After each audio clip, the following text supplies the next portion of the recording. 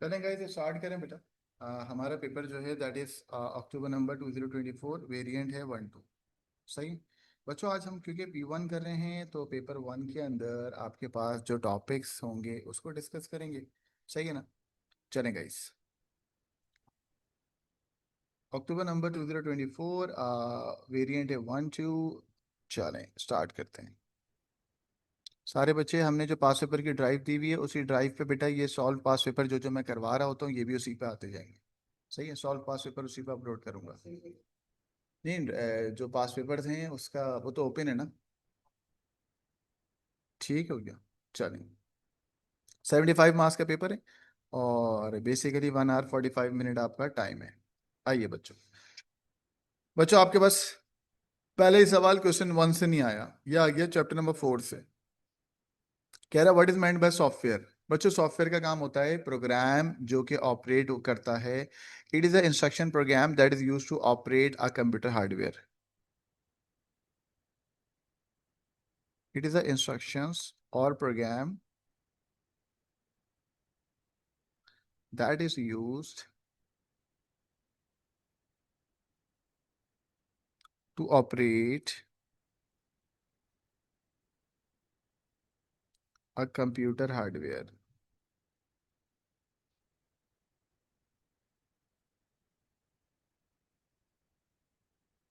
ठीक हो गया।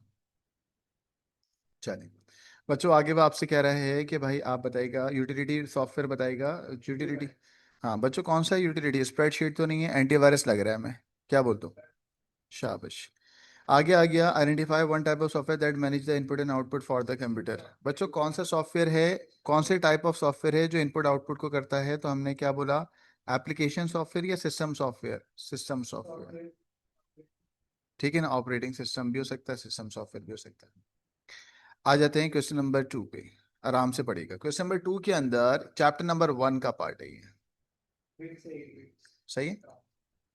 अब वो आपसे कह रहे हैं सबसे छोटा स्मॉलेस्ट यूनिट ऑफ मेमोरी, सबसे छोटा एक तो बिट्स होता है और एक बाइट होता है। सही है। तो सबसे छोटा जो होता है वो क्या होता है, बिट्स। आगे आपके पास लिखा हुआ है कि 2 बाइट के अंदर कितने निबल होते हैं। देखें, 4 निबल। Four. हाँ बोलो। बच्चों कितने होते हैं, 4 4 तो एक में होते हैं ना, 2 में कितने हो गए, 8। Oh sorry. Oh sorry sorry. दोबारा से सवाल पढ़ा देता हूँ मैं। Four होता है। 4 होंगे, 4। 2 बाइट के अंदर कितने निबल होंगे, 4। इज इट क्लियर बच्चों, ये सुनो ऑनलाइन वाले बच्चों। हाँ, जब आप लोग बोलोगे तब अनम्यूट कर दूंगा, अभी अनम्यूट नहीं कर रहा। आप लोगों को कोई सवाल हो तो बोल देना, मैं चैट आपकी पूरी पढ़ लूँ। अब आगे आ जाते हैं आपके पास, वो आपसे क्या कह रहा है जरा देखते हैं। बच्चों मेरी आवाज वगैरह सब क्लियर है ना, एकदम वीआईपी। शाबाश। बच्चों आगे लिखा हुआ है आ 10 second sound effect record for a movie. Sound के जो सैम्पल रेट है वो इतना है। ठीक हो गया। आगे लिखा हुआ है रेजोल्यूशन कितनी है बेटा, 8 बिट, सैम्पलिंग रेट इतना है। ठीक हो गया। बच्चों साउंड का जो फॉर्मूला होता है वो क्या होता है, जो भी सैम्पल रेट है, सैम्पल रेट कितना है। हाँ, sample rate multiplied by time in second. ठीक हो गया। अच्छा तो मुझे बताओ सैंपल रेट कितना है, 0016 मल्टीप्लाइड बाय टाइम है कुछ या नहीं है। यस टाइम ये रहा। टाइम कितना है बेटा, 10 10 है ना। ठीक हो गया।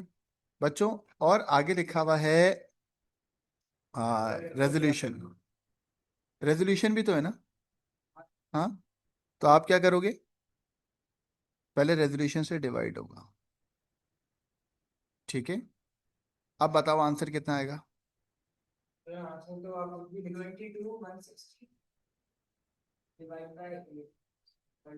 आप इसको ये भी कर सकते हो 1024, क्योंकि आंसर आपको बाइट से किस में जाना है बेटा, कीबी बाइट में। कीबी बाइट में जाने के लिए आप डिवाइड करते हो 1024 से। आपने डिवाइड कर दिया। ठीक है। जब भी ऐसा सवाल पेपर में आता है, एक बच्चों का सवाल होता है, जो आपका सवाल है, बच्चे का सवाल होता है सर इतनी बड़ी कैलकुलेशन विदाउट कैलकुलेटर कैसे करेंगे, ऊपर नीचे कट होगी। बोलो क्या होगी ऊपर नीचे। हमेशा इस सवाल को खोल के रखना है, कैंसिल आउट होगा। बोलो, हमेशा इस सवाल को खोल के रखना है, क्या होगा? आओ देखो कैसे। इजी रहेंगे, इसमें घबराएंगे नहीं, कटेगा। क्या होगा? जैसे आपका कटा था। 22,016 मल्टीप्लाई किससे करना होता है? टाइम से। टाइम कितना है? 10। पहले मल्टीप्लाई कर दो, कर सकते हो? क्या होगा? 22, बोलो, 160। अब आसान हो गया। डिवाइडेड बाय कितने रेजोल्यूशन है बेटा? बोलो, 8। मल्टीप्लाइड बाय कितना? की भी बाइट में जाने हैं तो क्या इससे मल्टीप्लाई होगा? 1024। सही है, 1024। सही है। अब 1024 भी आए। अब बताओ क्या होगा? ये एग्जामिनर ये सपोज कर रहा है कि आप ये बगैर कैलकुलेटर के कर सकते हो। बताओ कितना होगा? हो सकता है।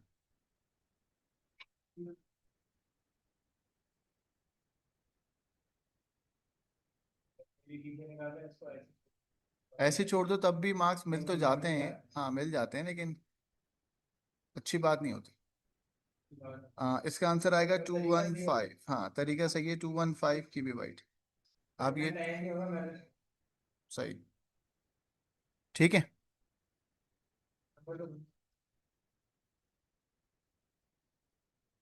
चलेंगे गाइस, मैंने पेज नंबर 1 करा दिया, question number 1 and question number 2। जल्दी से आप लोग देख लीजिएगा। मैं फिर रिपीट कर रहा हूँ, ये सारे सॉल्व पास पेपर जो हैं, जो हमारी पास पेपर की ड्राइव है ना, हाँ उस ड्राइव पे अपलोड करेंगे। ठीक है बेटा, मैंने लिख तो दिया सिंपल के sample rate multiplied by time. इन दोनों का आपने मल्टीप्लाई किया, और क्योंकि 8 बिट रेजोल्यूशन थी तो डिवाइडेड बाय 8। की बी वाइड में जाने के लिए किससे डिवाइड कर दिया बेटा?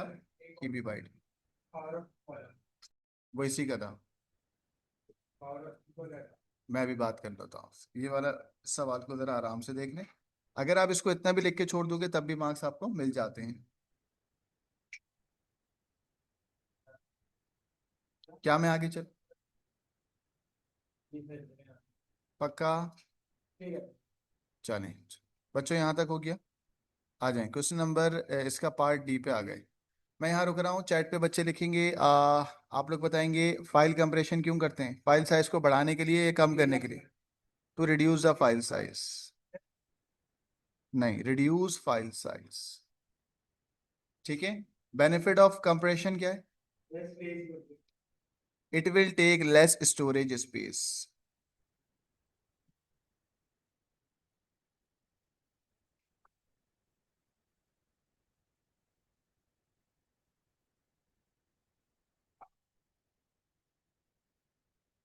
Is it clear? कोई मसला? चैट पे रिप्लाई करेंगे सारे बच्चे, सी लिख दिया करें। ठीक है ना? और एन लिखेंगे तो, एन लिखेंगे तो इसका मतलब है क्लियर नहीं है। Very good. बच्चों क्वेश्चन नंबर 3 पे आ गए, ये भी चैप्टर 1 का ही है। ओहो माशाल्लाह। चैप्टर 1 कह रहे सिमिलैरिटी बताएं हेक्सा में और बाइनरी में, दोनों में क्या सिमिलर चीजें? बोले बच्चों।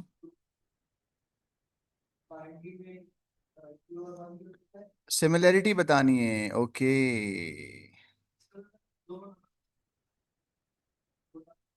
बोथ आर नंबर सिस्टम, और दोनों में 0 और 1 रिप्रेजेंट हो सकता है। अच्छा अच्छा, दोनों में सिमिलरिटी। तो दोनों में ये लिख सकते हैं, बोथ आर नंबर सिस्टम, बस सही है। Both are, both are number system.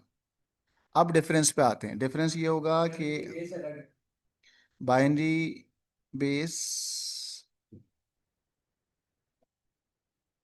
To and hexa base is 16। Binary digits are, बोलो, बाइनरी डिजिट्स आर, बोलें, बाइनरी डिजिट्स आर, कहाँ थे कल? जी? अच्छा पढ़ा ले आज। 103 हुआ था बाइनरी डिजिट, आज उतर क्या? Binary digits are 0 and 1 and hexa digits are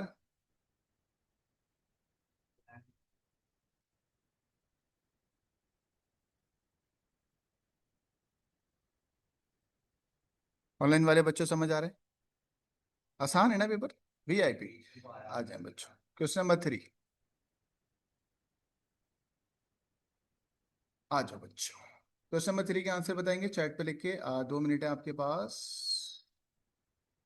चले, आपको वो कह रहा है बाइनरी से आपको बाइनरी नंबर बताना है 15 का। बोलो, 15 का बाइनरी नंबर मैं एक करके दिखा देता हूँ। 15 को बाइनरी में जाने के लिए क्या करोगे आप? 1248।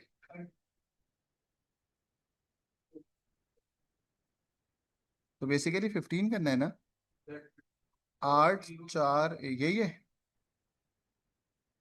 बोलो। हाँ,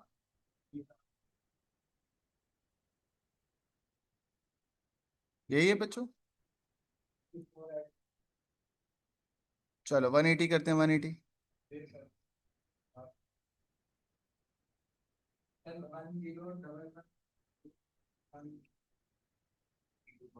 180 कैसे होगा बेटा?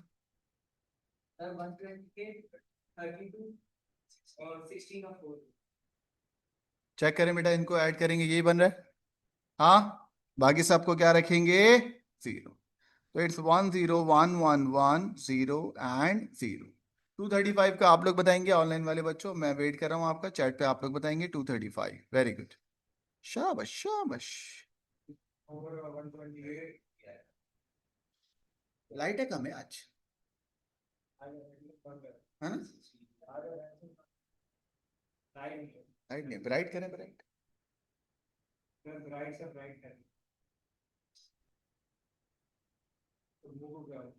पता नहीं।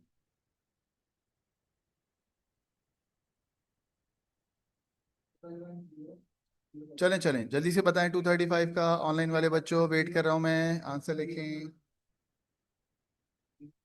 यहाँ पे बच्चा वली बैठा हुआ है, उसने बताया सर 1110।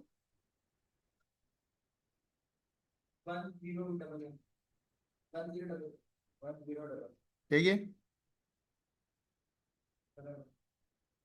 हाँ भाई बच्चों, क्या लग रहा है, सही है? क्वेश्चन नंबर 3 तक हो गया। अब वो आपसे कह रहा है हेक्सा नंबर बताना है किसका बेटा? डेनरी। अच्छा, डेनरी से हेक्सा कभी डायरेक्ट नहीं होता, पहले बाइनरी और फिर बाइनरी से हेक्सा। मैं एक करके दिखाऊंगा, कौन सा करूं? डिवाइड वाले नहीं कराता हूं, 250 वाला कर देता हूं मैं, मुश्किल ठीक है ना। अब 250 का बाइनरी निकालेंगे, आ जाओ।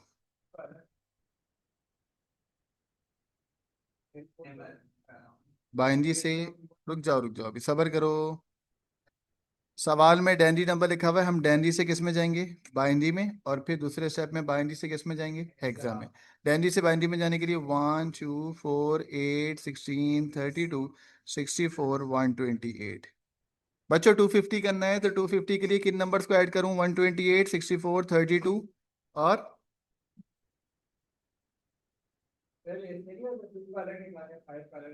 नहीं, कितना हुआ? 128 64 32 कितना हुआ?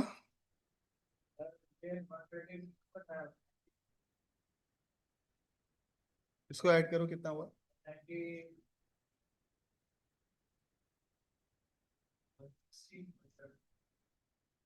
कितना हुआ?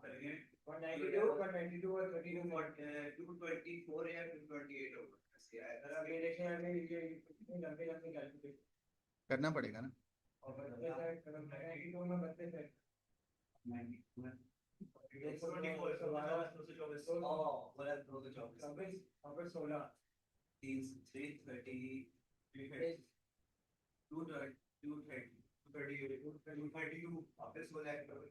सोलह ऐड करेंगे, 232। 8 ऐड करेंगे। अरे भाई, इसको सिंपल कर लो ना, 256 कर देते ना। ओ, वो तो आगे बढ़ जाएगा, सही है। अब कितना बचा? ये हो गया। अच्छा, मरियम आसिफ ने कर भी दिया, माशाल्लाह, क्या बात है। अब इस बाइनरी को एग्जाम में जब कन्वर्ट करेंगे, 1 2 3 4, इसका आंसर कितना आएगा और इसका आंसर कितना आएगा, जल्दी बताओ। इसका आंसर आ गया एफ, इसका आंसर कितना आएगा, बोलो एफ।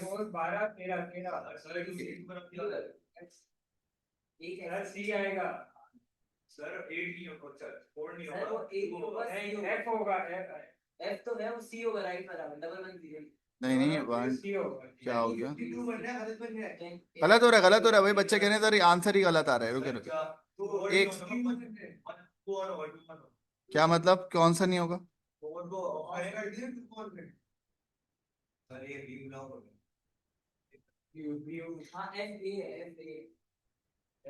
ये है ना।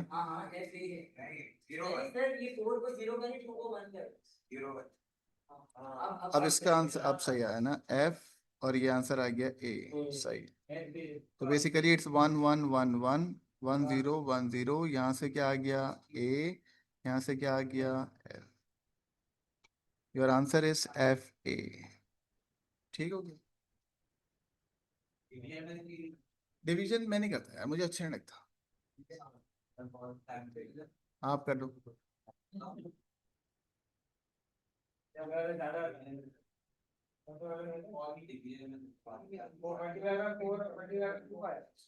बच्चों जरा इसका आंसर बताएंगे, इसका, इधर देखो, सी के 1 का 14 का आंसर क्या है, 14 का ई,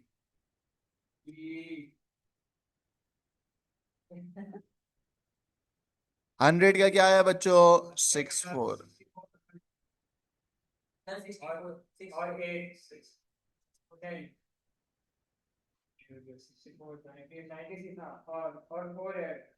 सही है ना बच्चों, क्या बात, अबे कर भी दिया ना 64 आके, चलो आगे चलें यार। पार्ट डी, ओहो माशाल्लाह, पार्ट डी पढ़ेगा बेटा। वो आपसे कह रहा है इफेक्ट बताना है बच्चों, इफेक्ट समझते हो, multiplied by 2, describe the process of logical shifting is perform in the, वो आपसे कह रहे हैं प्रोसेस आपको बताना है, प्रोसेस में आपके पास, अच्छा हाँ, प्रोसेस में पूरा बताना होगा ना आपको, मैं तो नीचे वाला पार्ट पढ़ रहा था, ठीक है। पूरा आपको प्रोसेस बताना है, किस तरीके से लॉजिकल शिफ्टिंग होती है और कैसे परफॉर्म होती है, लेफ्ट साइड पे या राइट साइड पे। Binary bits are moved either left side और, मैं आपको क्या, मैं हाँ, मैं उसको लेफ्ट, मैं कह रहा हूँ binary bits are move either left side और राइट साइड, तो यहाँ पे कौन सी बताएंगे, लेफ्ट साइड। तो हम बोलेंगे each binary bit is shifted to the left, क्या बोलेंगे, binary bits,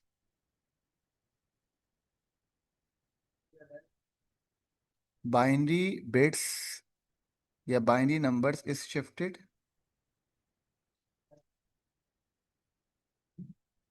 are move to left, ये एक पॉइंट होगा। दूसरा पॉइंट क्या होगा, द लेफ्ट, अच्छा हाँ, लॉजिकल शिफ्ट में बच्चों एक बात और सर, ये बड़ा अच्छा पॉइंट है इसमें, zero is added to rightmost significant bit. बच्चों ये बड़ी इंपॉर्टेंट बात है, इसको समझिएगा। इधर देखें, इधर आराम से, आप जरा समझना, देखो इधर मेरी तरफ देखें, अगर लिखा हुआ 0 0 1 0 0 1 1, ठीक है ना, अगर वो कह रहा है लॉजिकल शिफ्ट लेफ्ट अप्लाई करना है #2, ठीक है, अब होगा क्या, लेफ्ट साइड से 2 नंबर कट होंगे, हाँ, यहाँ पे क्या आ जाएगा 1 0 0 1 1, अब तुम्हारे राइट साइड पे क्या आ जाएगा, तो तुम एक्स्ट्रा क्या लगा रहे हो हमेशा, एक्स्ट्रा क्या लगाते हो, तो मैंने भी तो यहां पर यही बोला ना, मैंने कहा zero is added to the rightmost, क्या बोला, zero is added to the rightmost significant bit, यानी कि जो खाली जगह होती है वहां पे क्या पुट कर देते हो आप, जीरो। ये था पॉइंट नंबर 2, कट हो रहे हैं और बाकी जगहों पे आप क्या लगा देते हो। अब लॉजिकल शिफ्ट बात की बात है अभी, लॉजिकल शिफ्ट के प्रोसेस में एक और शिफ्टिंग होती है, that is a cyclic shift, जो आपके सिलेबस में नहीं है। अब साइक्लिक शिफ्ट में क्या होता है वो पढ़ाता हूँ ताकि पॉइंट नंबर 2 क्लियर हो जाए। देखें बड़ा सिंपल है, एक होता है लॉजिकल शिफ्ट लेफ्ट #2। तो जो भी लिखा हुआ है ना, उसके लेफ्ट से आप नंबर कट तो कर दोगे। क्या बोलोगे? 1 0 0 1 1 1। और राइट साइड पे आप एक्स्ट्रा क्या लगाते हो? 0। हाँ, हालांकि 1 0 कट हुए हैं, लेकिन तुमने लगाया क्या है? ये था लॉजिकल शिफ्ट। अब साइक्लिक शिफ्ट में क्या होगा? साइक्लिक शिफ्ट लेफ्ट में क्या होगा? ये एएस में आता है। एएस में अगर साइक्लिक शिफ्ट आता है, आपके पास साइक्लिक शिफ्ट है नहीं, लेकिन होता क्या है वो नॉलेज के लिए बता रहा हूँ। 1 0 1 0 1 1 1। तो मैं कहा साइक्लिक शिफ्ट #2 करो लेफ्ट वाला। तो ये दो नंबर को उठाकर यहाँ ले आएंगे। तो क्या बनेगा? 1 0 1 1 1 और फिर आया समझ में?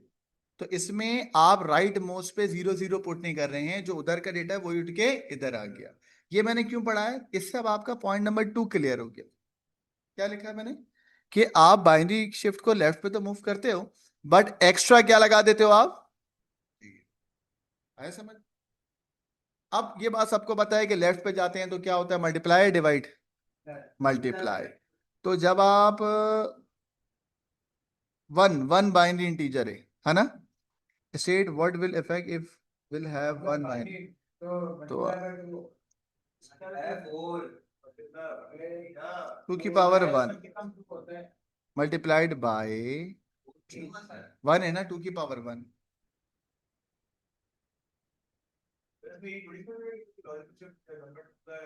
मेरे ख्याल से मल्टीप्लाई लिखना होगा इसमें।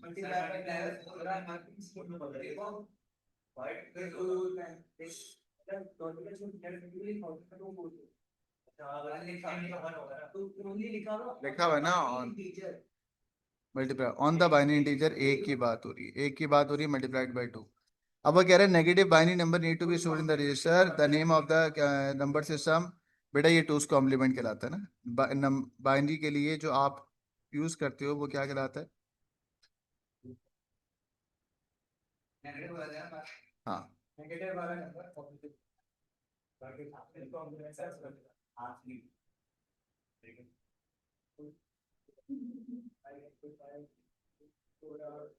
चल, यहाँ तक समझ आ गया, मैं आगे चलता हूँ। Question number 4। चलिए क्वेश्चन नंबर 4 में वो आपसे कुछ सवाल कह रहे हैं, चैप्टर नंबर 3 का पार्ट है। कह रहा है the smart watches has a built in input and output devices. एक तो टच स्क्रीन हो गया, दूसरा स्पीकर हो सकता है। Very good.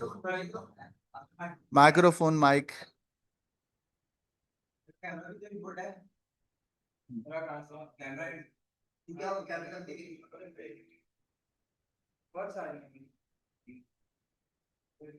आउटपुट कौन सा है?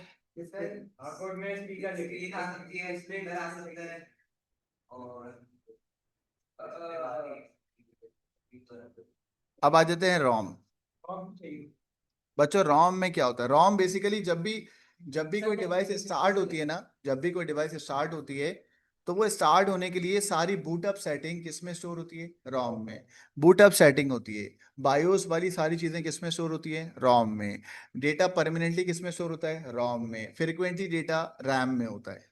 ठीक है ना? परमानेंटली रोम में होता है। हाँ, क्या क्या कौन सा data to store the BIOS?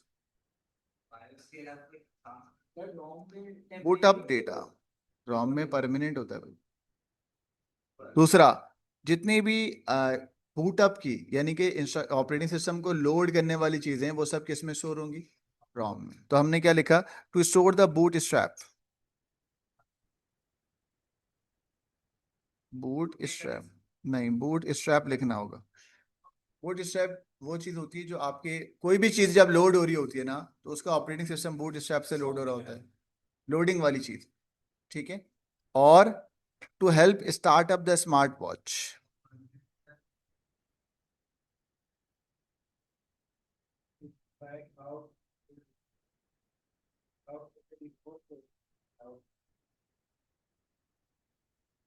अब सही है?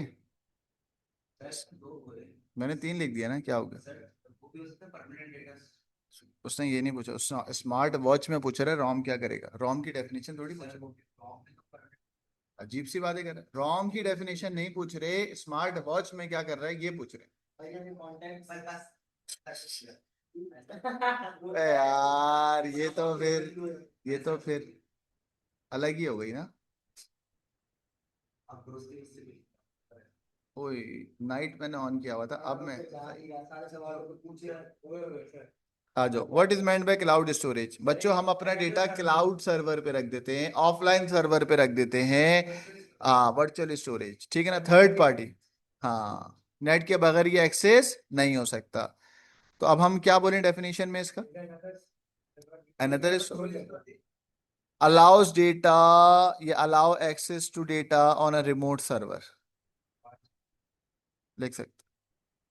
पहला पॉइंट बताओ। पहला part, a collection of server, एक second, a collection of servers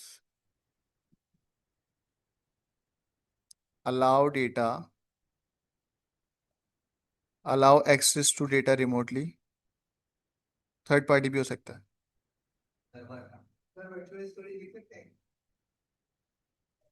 ठीक है बात है, हर चीज ही वर्चुअल है, डिजिटल को वर्चुअल बोल दिया। Allow access to data remotely, remotely है ना, हमारे घर पे नहीं होता ना, दूसरी जगह पे रखा हुआ होता है। हाँ, और तीसरा बताओ। थर्ड पार्टी कह सकते हो, hardware can be owned by third party, ये हार्डवेयर हमारा नहीं होता, है ना। हार्डवेयर जो होता है, उस डिवाइस की जो डिवाइस है वो हमारी तो नहीं है ना। हार्डवेयर कैन बी ओन और मैनेज, आप मैनेज करते हो या गूगल खुद मैनेज करता है? तो मैं ब्रांड का नाम नहीं लिखूंगा, मैं कहूंगा कौन, थर्ड पार्टी। हाँ, ब्रांडिंग मना है ना, नहीं लिखा ना, गूगल कहाँ लिखा मैंने? पेपर में ब्रांडिंग अलाउड नहीं। No marks will be awarded, पहले पेज पे लिखा हुआ है जाहिल, पहले पेज पे लिखा हुआ है। Give two benefits of using application using a cloud storage, क्या एप्लीकेशन होगी? Email, email are the best example of cloud storage यार, हाँ है ना। उसको भी डिस्क्राइब भी करना है। ईमेल, ईमेल भी एप्लीकेशन है, वो भी रिस्पॉन्स करना है। Explain two benefits of the application using cloud storage.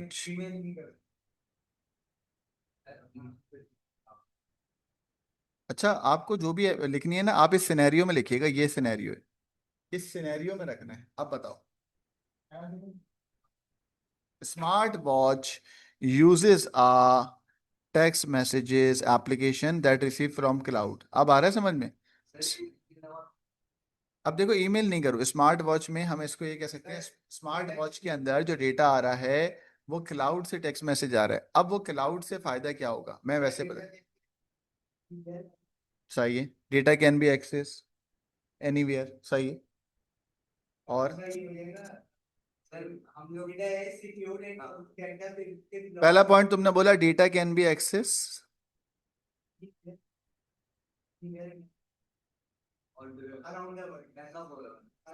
From other devices, data जो है वो किसी और डिवाइसेस से भी एक्सेस कर सकते हैं, data can be access other devices, सही है ना। If the watch break, data loss,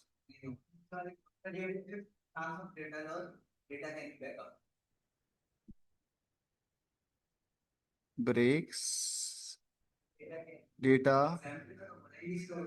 can be,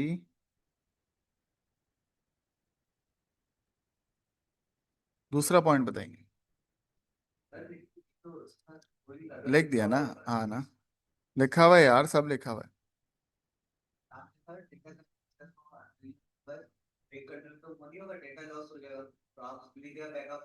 अरे भाई, अगर कहीं से भी हो सकता है, अगर तुम्हारी डिवाइस ब्रेक हुई तो तुम कोई भी दूसरी डिवाइस लेके फौरन से लॉगिन करोगे, आ जाएगा। अरे नीचे दूसरा पॉइंट लिखते ना कोई, रिड्यू लिखा हुआ है रिसोर्सेज कैन बी इंक्रीज और डिक्रीज, कैन हैव अनलिमिटेड, हाँ ये सही है, can have unlimited storage capacity, है ना। अनलिमिटेड का मतलब है ज्यादा, कैन हैव मैक्सिमम लिमिटेड, क्या लिखूं? कैन हैव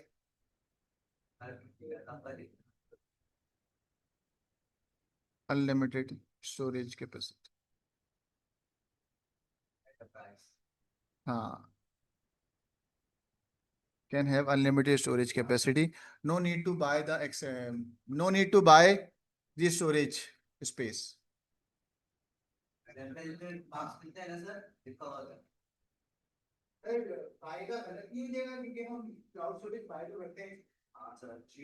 मैं बोल क्या रहा हूँ? No need to buy the external secondary storage. अब सही है?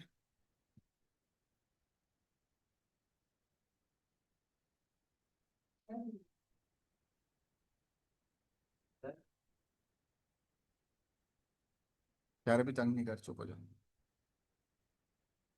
बच्चों को 4 क्वेश्चन हो गए हमारे को, सवाल है तो पूछेगा क्या? हाँ, ये देखो एक बच्चे ने लिखा, शयान ने कह रहा सर टेक्स्ट मैसेज को बैकअप भी कर सकते हैं आप। हम तो यही वाला पॉइंट तो है पहले में, कि आपकी अगर डिवाइस, हाँ मैंने बोला ग्लोबली आ रहे हैं तो मेरा डेटा लॉस नहीं होगा।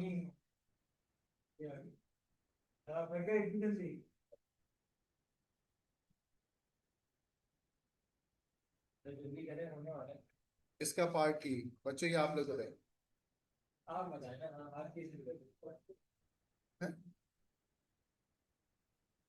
Smart watch only display the time and text message the student incorrect. यार पढ़ने तो दो, बीच बीच में बोले जा रहा हूँ।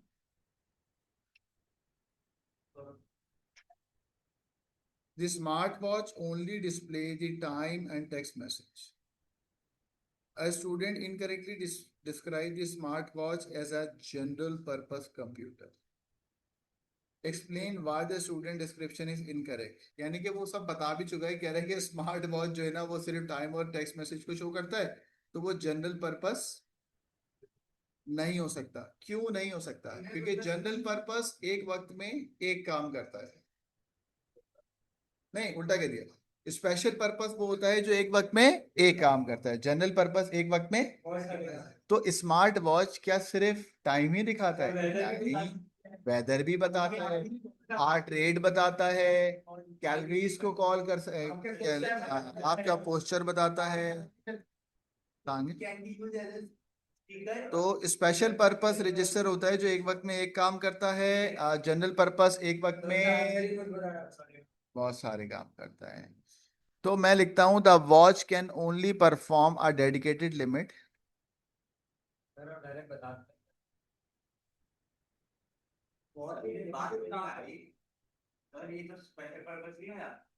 स्पेशल पर्पस एक वक्त में, स्पेशल पर्पस एक करता है, general purpose can perform more than one task.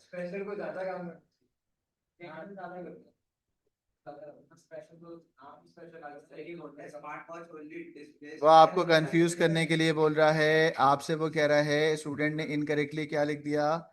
General. तो मुझे बताओ क्या ये जनरल है? नहीं। क्यों नहीं है? क्योंकि स्मार्ट वॉच सिर्फ और सिर्फ क्या डिस्प्ले कर रहा है? टाइम और टेक्स्ट मैसेज। तो smart watch is a special purpose. बोले स्मार्ट वॉच इज अ। अब सुने सवाल, सवाल को हमने मिक्स कर दिया था। अब बकवास नहीं करना, पीछे मुंह बंद रखना। स्मार्ट वॉच सिर्फ डिस्प्ले करता है क्या? टाइम और टेक्स्ट मैसेज। तो स्मार्ट वॉच क्या हो गया? स्पेशल। अब जो बाकी उसके फीचर्स हैं वो एडिशनल फीचर हैं, अभी उसमें नहीं जाना। कह रहा है एक बच्चे ने उन एडिशनल फीचर्स की वजह से उसको लिख दिया कि वो क्या है? जनरल। जनरल पर्पस का मतलब उसने कहा कि वो जो घड़ी, जो स्मार्ट वॉच है वो बहुत सारे टास्क कर सकती है। तो कंप्यूटर ये कह रहा है कि वो उसने गलत देखा है। क्यों गलत देखा है? क्योंकि स्मार्ट वॉच का मेन फीचर क्या होता है? टाइम और टेक्स्ट मैसेज दिखाना। तो स्मार्ट वॉच क्या हो गया? Special purpose. बोलो क्या हो गया? नहीं, सवाल सवाल समझिए, दोबारा सुन। Smart watch is a special purpose because उसमें ओनली डिस्प्ले हो रहा है टाइम और टेक्स्ट मैसेज, ना कुछ और फीचर नहीं हो रहे। लेट सपोज हार्ट रेट वगैरह वगैरह, और तो वो तो फीचर्स है ना, मेन काम तो नहीं है ना। क्या वो एसी की कूलिंग कर सकता है? नहीं। स्मार्ट वॉच एक वक्त में एक ही काम कर रहा है, तो स्मार्ट वॉच क्या हो गया? स्पेशल। बच्चे ने उसके फीचर्स को देखते हुए स्मार्ट वॉच को क्या लिख दिया? जनरल। तो वो कह रहा है भाई क्यों गलत है? मैं कहूंगा क्योंकि स्मार्ट वॉच सिर्फ टाइम और टेक्स्ट मैसेज को शो कर रहा है, दैट्स वाई स्मार्ट वॉच क्या है भाई? Special purpose. What is special purpose? जो एक वक्त में एक काम। ए भाई चुप हो जा यार, तू ऑनलाइन भी शिफ्ट हो जा, मेरे से बकवास नहीं कर। द वॉच क्या बता रहा हूँ ना। पहला पॉइंट, क्योंकि ये स्पेशल पर्पस है तो मैं क्या लिखूंगा, वॉच। हाँ ये घुमा हुआ था, वॉच कैन ओनली परफॉर्म, बोलो, one specific task, one specific task, that's why it is a special purpose. और एंड,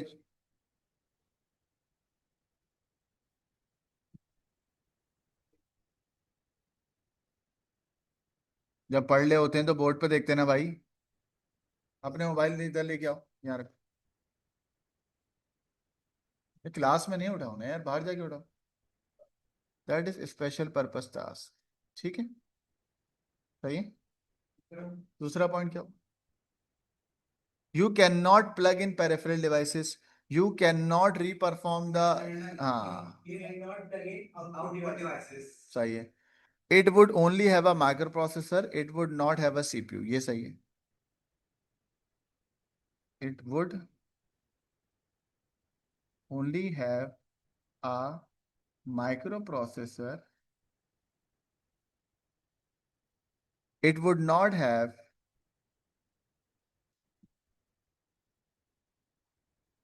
पूरा सीपीयू नहीं होता इसमें, अगर पूरा हार्ड ड्राइव, मतलब वही हार्ड ड्राइव भी नहीं हो सकती। अब सुने, जब माइक्रो प्रोसेसर होता है बच्चों, माइक्रो प्रोसेसर किस में होता है, छोटी डिवाइसेस में, यानी कि स्पेशल डिवाइसेस में। स्पेशल डिवाइसेस कौन सी होती हैं, जो एक टास्क कर सकती है। तो मैंने कहा watch can only perform a one specific task, that's why it is a general purpose register या कंप्यूटर। और इसमें माइक्रो प्रोसेसर होता है, माइक्रो प्रोसेसर छोटी डिवाइसेस में होते हैं, है ना।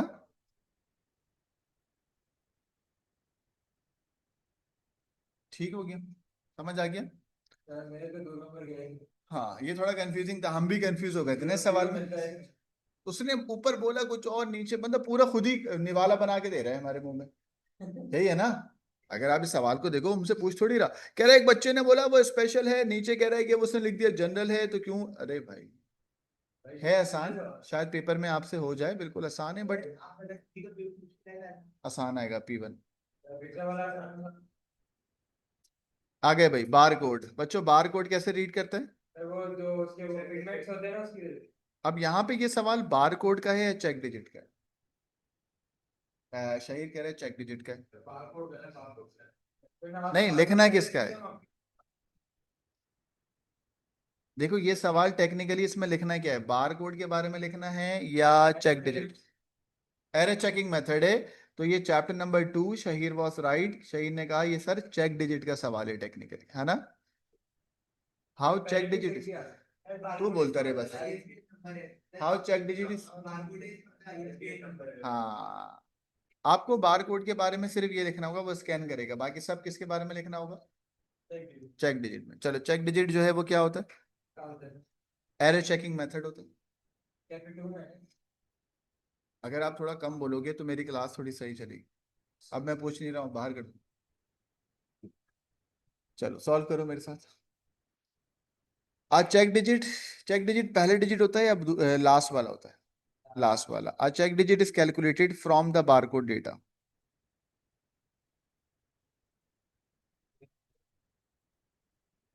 is calculated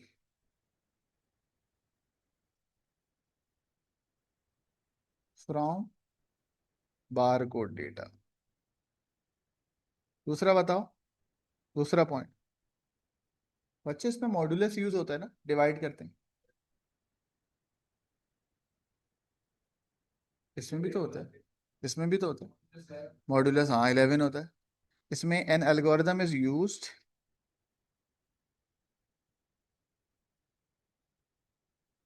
used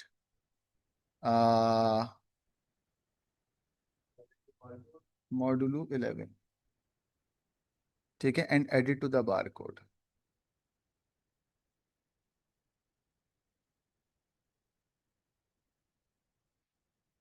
point number 3, आगे बोलिएगा बेटा। चेक डिजिट जो है वो पूरा जाएगा। हाँ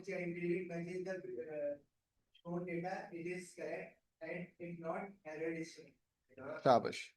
after bar code, after bar code is scanned, जब बार कोड क्या होगा बेटा, स्कैन होगा, the check digit is recalculated।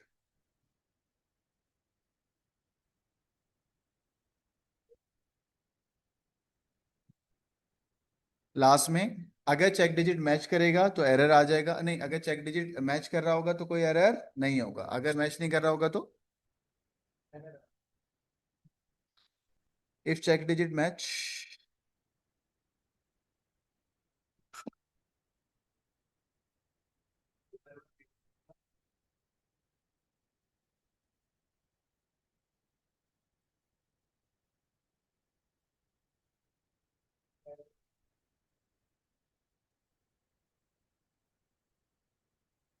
चलेगा इस, ये तो बड़ा आसान था। अब आप लोग मुझे बताओगे सीरियल सिंपलेक्स ट्रांसमिशन, जल्दी से बताइएगा बच्चों, how data is send using a serial simplex data transmission. चलो, सीरियल का मतलब क्या होता है, bits are send one bit at a time.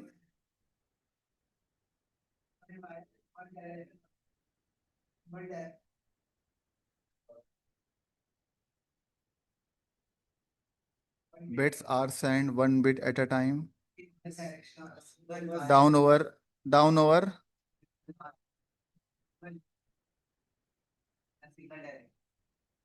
Down over single wire in one direction only.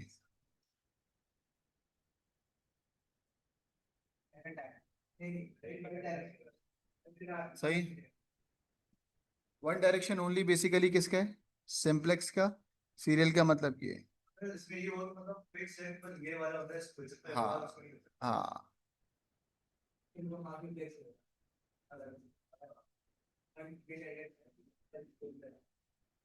बच्चे कितने हो गए हमारे क्वेश्चन नंबर 5 तक, कर लिया। ओहो, प्रिंट विंट निकाल के लाए बच्चे, आपने लाए, आ जाओ, कॉपी कर रहे हैं भाई, कॉपी। बच्चों अब आपसे कह रहा है explain why serial simplex transmission is the most efficient. बच्चों व्हाई सीरियल सिंपलेक्स क्यों होता है, चीप होती है, very good, cheap, less error, less interference. हाँ लिखता हूँ, लेस इंटरफेरेंस, लेस स्क्यूड। तीन बहुत है ना। लॉन्गेस्ट डिस्टेंस ये क्यों लिखेंगे, लॉन्ग, बिखरना, जैसे मैं अगर आपको चमाट मारूं तो आप बिखर जाओ, लेस एरर आ तो गए, लेस इंटरफेस।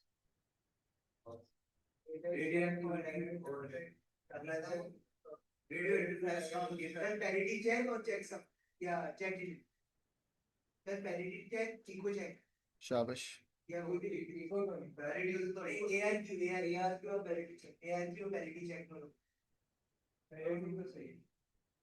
क्या लिखे हैं बच्चों इसके पार्ट बी में,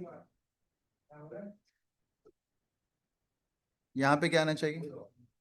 चलो 2 मिनट दे रहा हूँ आपको, अपने अपने आंसर बताएंगे, फर्स्ट ये आप बताओगे।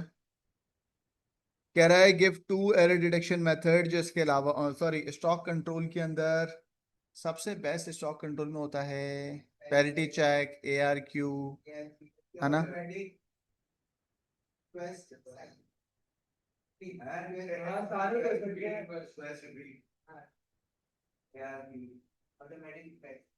सही है, समझ आ रहा है। साइक्लिक रिडंडेंसी चेक जो डेटा पैकेट्स में इस्तेमाल होता है, ट्रेलर के अंदर साइक्लिक रिडंडेंसी चेक इस्तेमाल होता है, वन बिट्स को यूज करते हुए वो एल्गोरिदम को देखता है, अगर एरर होगा तो दोबारा से आएगा। अच्छा दोबारा उसको रीअसेंबल करें, हाँ सर चेक हम हट रहे हैं ना, टॉपिक से हट रहे हैं, रुक जाओ ना।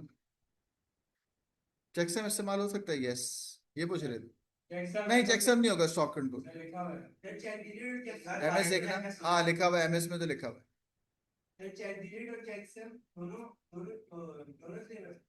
हाँ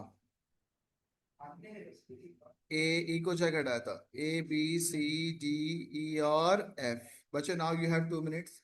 signal sent to manage the flow of data, ये तो मुझे लग रहा है सी यू। प्रोग्राम काउंटर क्या करता है बच्चों? करता है क्या? Chapter number 3।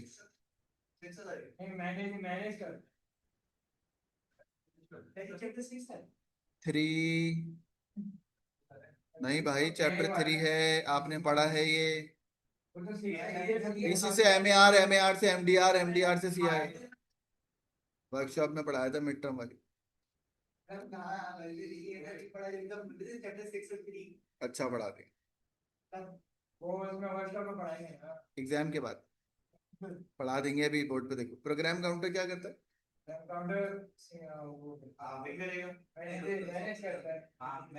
Manage the store the address of the next instruction to be fetch। store the next instruction जो आनी है उसको स्टोर करता है। Store the next instruction to be fetch. मैं क्या बोला? Store the next instruction to be fetch.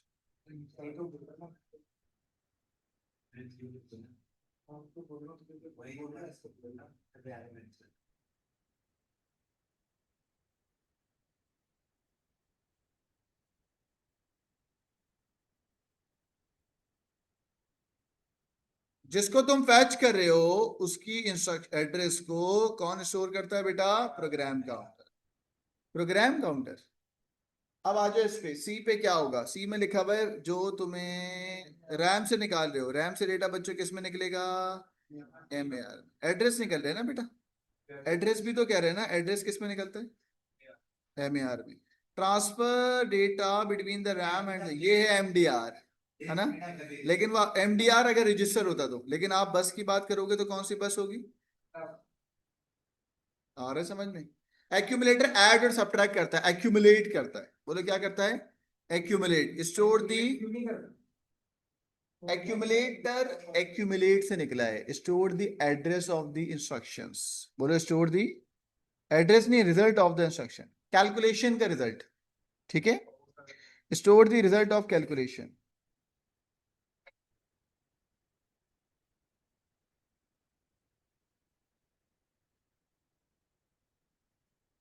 सही है। लास्ट में लिखा हुआ है कौन डिकोड करता है? Store the result of calculation. सही है।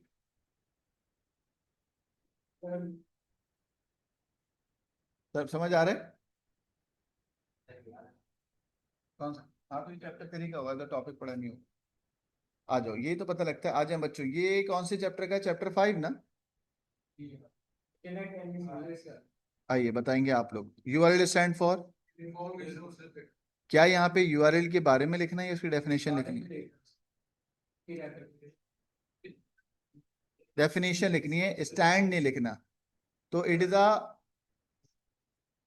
अ लिंक ना, जिसपे हम वेबसाइट ओपन करते हैं, है ना? A text based address of website, हाँ,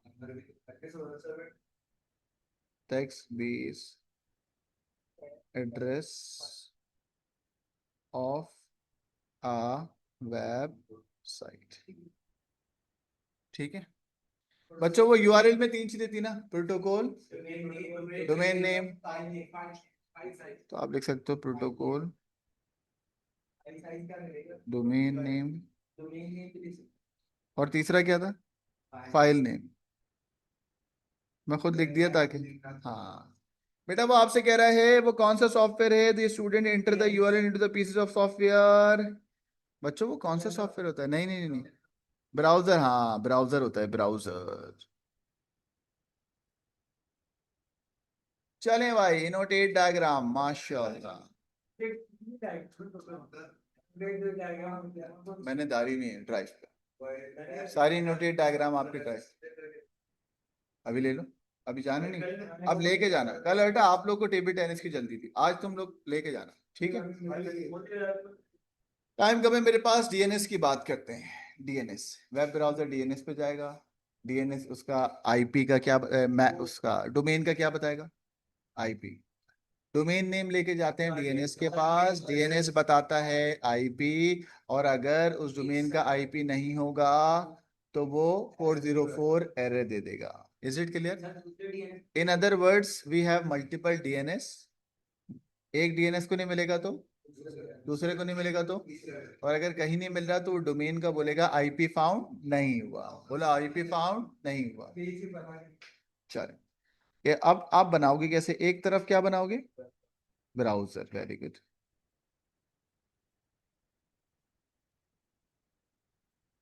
समझ आ रही है? वेब ब्राउजर क्या भेजेगा? यूआरएल। यूआरएल सेंड करेगा किसको? बोलो। डीएनएस। डीएनएस एक होंगे या दो तीन होंगे? अब ये आराम से समझे। लिख दो, आप कोई मसला नहीं, मैं लिख देता हूँ। दो डीएनएस एक दिए, दो से ज्यादा भी हो सकता है।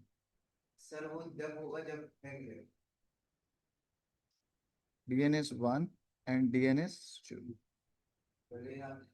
अबे यार, मैं ऐसे पढ़ा नहीं सकता, थोड़ा सब्र रख। है ना? बाद में पूछे ना सब। सही है, डीएनएस पे आए। डीएनएस के पास नहीं मिला, सर्च। अच्छा, डीएनएस करता क्या है? Search for matching IP. जैसे कपड़ों की मैचिंग होती है ना, सर्च फॉर मैचिंग आईपी।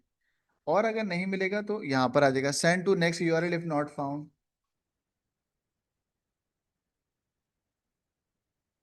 ओहो, send to send URL to DNS to if not found, है ना?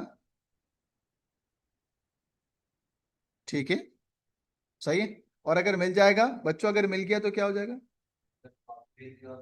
इफ फाउंड, फंसी अगर फाउंड हो गया तो आईपी रिटर्न कर देगा। इफ फाउंड, इफ फाउंड तो क्या रिटर्न हो जाएगा? आईपी। अब सुनो, अब आईपी मिल गई इसको। नाउ ब्राउजर डायरेक्टली कम्युनिकेट करेगा आप किससे? हम्म।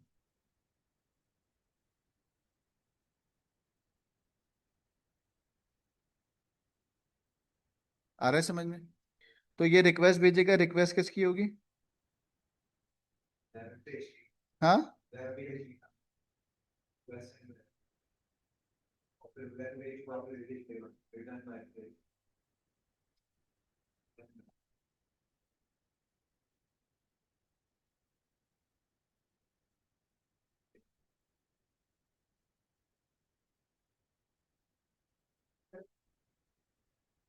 सही है।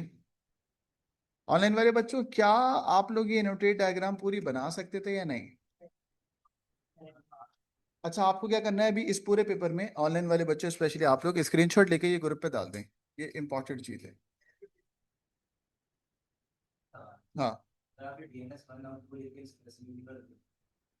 ऐसे ही कर दी। वन टू है। आप चाहो तो डीएनएस डीएनएस लिखो। मार्क स्कीम में डीएनएस डीएनएस लिखा हुआ होगा, वन टू नहीं लिखा हुआ। मार्क्स नहीं कटेंगे इसे। यार वो बिलाल को बोलो कि कुछ शेक और वो फ्राइज भी मंगा दें। डाउन हो गया हूँ, डाउन। A2 की वर्कशॉप जो होती है ना, ये बहुत ज्यादा कंज्यूम कर लेता है इंसान। वर्कशॉप में स्नैक्स भी नहीं किया? हाँ हाँ, फुल सेटअप। जुनेद वाला तो नहीं होगा सर? जुनेद वाला हमारा था ये क्वेश्चन है। मैं क्लास के बात करता हूँ। आ जाए बच्चे। लास्ट सवाल आ गया इसका। हाँ, 2 मिनट है आपके पास। फिर बोला ना, चुप हो। पहले सवाल पढ़ेंगे। Not all the item need to be used. Not all the item need to be use. Some term में be use more than once. ये इसलिए पढ़ा है क्योंकि कोई झाइलों वाली हरकत नहीं होनी चाहिए थी। ठीक है, ये भी है, ये भी है, ये भी है। राफे बेटा, आप बताओगे? बहुत हो गया। क्या हो गया? आ ए में क्या आएगा? बी में, सी में, डी में और ई के अंदर। आराम से टाइम ले लें, 5 मिनट के अंदर बताना है आपको। ऑनलाइन वाले बच्चों 1 सेकंड, चैट पे लिखेंगे ABCD करके, 5 मिनट बाद पूछूंगा आपसे। फिर बोला ना। सारे आइटम यूज नहीं होंगे, एक आइटम 2 दफा भी आ सकता है। राफे आपसे आंसर चाहिए बेटा।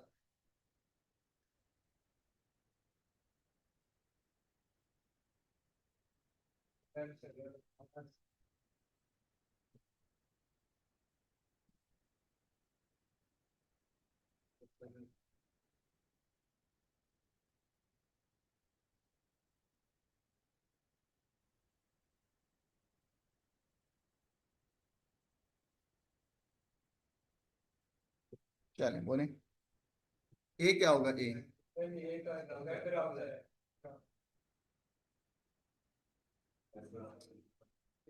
ऑनलाइन वाले बच्चों ए क्या है? बोलो। Browser, very good. बी क्या है?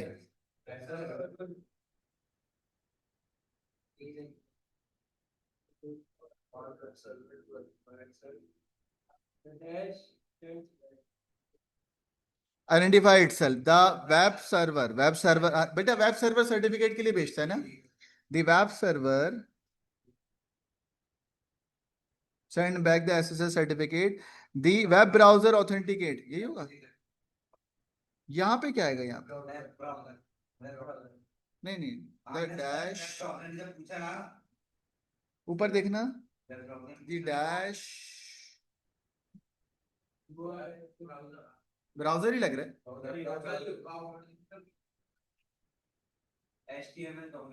ब्राउजर ही है, ब्राउजर।